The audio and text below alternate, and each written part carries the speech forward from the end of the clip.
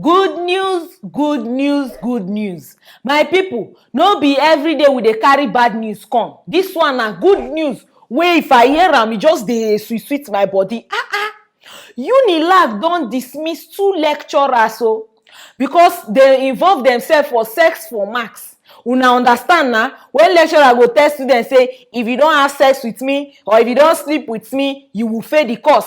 If I come back 50 years time and I'm still the lecturer, you will fail. You will keep failing till you succumb. Una know those kind lecturers na? Now, they don dismiss 2 from University of Lagos, Unilag. And these 2, their name na Boniface Ibenegu and the other one name na Samuel Oladipo. Yes, so una fit know them. Na be why we dey bring the names come una side. All those ex-students of Unilag, I sure say go dey sweet una when una hear. Especially those people wey be victims for this kind thing. I sure say go dey sweet una. Make as una dey hear, dey sweet una. I carry am come make una know wetin dey happen. Ma tell una how this thing take happen. Bam. One undercover reporter claim like as if she dey act like student wey dey find admission. Na so she carry herself go meet these lecturers. These lecturers, as dem stupid dey, dem no know say camera dey watch them. Na so dem dey tell her sex for marks, sex for marks. My people, na the evidence wey dem use bring down these lecturers. I just thank God. E dey sweet me say this reporter do this kind thing. Na only God go bless this reporter. And this Boniface, him be lecturer for Department of European Language. Hey! All these language lecturers, na the thing wey dem dey do. Na go hear Department of European, Foreign Language, English Language. Na dem dey do this kind thing. Department of European Language and Integrational Studies and Faculty of Arts. Na where this Boniface dey. And the other Samuel, he be lecturer for Department of Economics, Faculty of Social Science. Na dem now they don dismiss them from the school because of how many minutes pleasure. Career don close just like that. Like this now dem say dem still dey review the matter.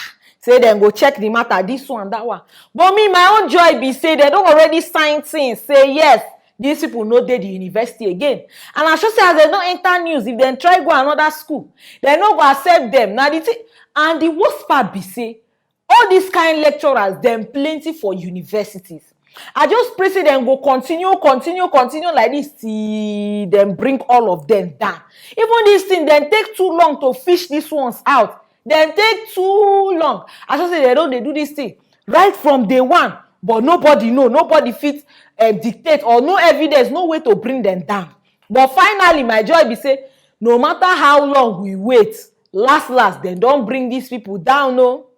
This man, he no even supposed to be lecturer. In fact, these men, they're not supposed to be lecturer. They're supposed to go register, be porn stars. Because I don't see say their career and to they sleep with students. Since now waiting they want, why they no go viral? Do porn videos, make they watch them, see how stupid them dey.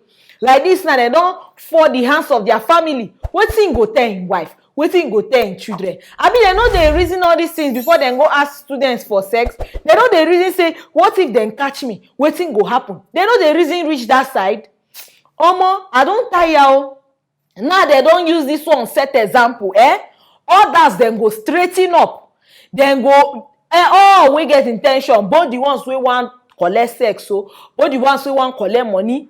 As this thing don't happen, everywhere go calm down, everywhere go mellow down. Then go face reason why them be lecturers, mark students papers, then suppose mark, make case close. Because all these people, then they use privilege, take the whole village. Because say una be lecturers, una one use that one, colonize everything. Which kind of life be that one? You go see even students who just enter school, maybe just finish secondary school, in their 16 years, 17 years, just manage enter year 1. Next thing, lecturer go dey one sleep with pikin. That one not be pikin, him be teenager. You don't already they throw advances, they give am. You don't even want know the age. Your own be you want put something for that side. Wetin una thing no dey tire una. Una no go fit just face una business, do wetin carry una come the school. Instead, una dey put motive another place. Now, why this Nigeria dey as e dey? How can say Buhari no dey do im work, he no dey do this one? You wey dey that small office where you dey do your work, or you dey use your work do other things? Wetin dey happen? My people, make una judge this matter o. This thing wey these lecturers dey do, e good?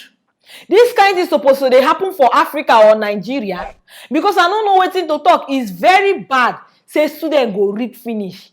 Student wey even suppose get like 85/100 or 86 or even 90 wey read well well, you go dey hear say I no go pass you if you no sleep. The person wey get sleepless night come write exam, he dey say if you no sleep, this one, that one.